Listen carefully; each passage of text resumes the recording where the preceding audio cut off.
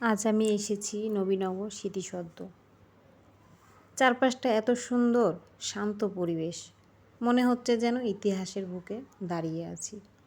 এই স্মৃতিসৌধ শুধু ইট পাথরের দেওয়াল নয়, এটি ভিতরে লুকিয়ে আছে আমাদের স্বাধীনতার গল্প, বীর শহীদের আত্মত্যাগ।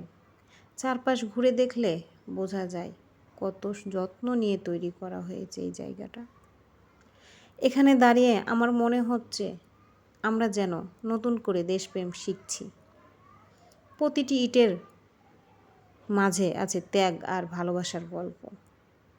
নবীনগর স্মৃতিসৌধ আসলে শুধু একটি ভ্রমণ নয়, এটি এক ধরনের শিক্ষা, কিভাবে ত্যাগের বিনিময়ে আমরা স্বাধীনতা পেয়েছি। আশা করি আপনাদের সবার ভালো লাগবে এই ছোট্ট সফরের ঝলক। সবাইকে 1971 সালে কত তরুণ, কত বীর মায়ের সন্তান হাসি মুখে প্রাণ দিয়েছিলেন। এদেশের জন্য তাদের রক্তে রঙিন হয়েছে এই মাটি, আর সেই রক্তের ইতিহাসই আজ এই স্মৃতিসৌধ জেগে আছে। এই জায়গাটা আসলে এক ধরনের শিক্ষা। স্বাধীনতা শুধু ভোগ করার জন্য নয়, তা রক্ষা করার দায়িত্ব আমাদের সবার।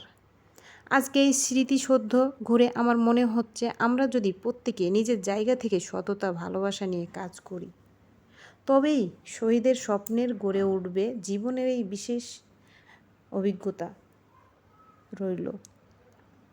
আমি বিশ্বাস করি যারা এখানে আসবেন তারা নতুন করে দেশপ্রেম অনুভব করবেন।